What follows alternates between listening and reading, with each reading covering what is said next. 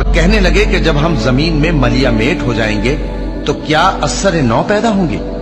حقیقت یہ ہے کہ یہ لوگ اپنے پروردگار کے سامنے جانے ہی کے قائل نہیں۔ کہہ دو کہ موت کا فرشتہ جو تم پر مقرر کیا گیا ہے تمہاری روحیں قبض کر لیتا ہے،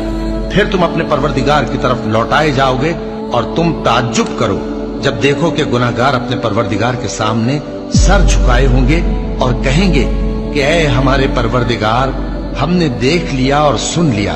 تو ہم کو دنیا میں واپس بھیج دے کہ نیک عمل کریں، بے شک ہم یقین کرنے والے ہیں۔ اور اگر ہم چاہتے تو ہر شخص کو ہدایت دے دیتے،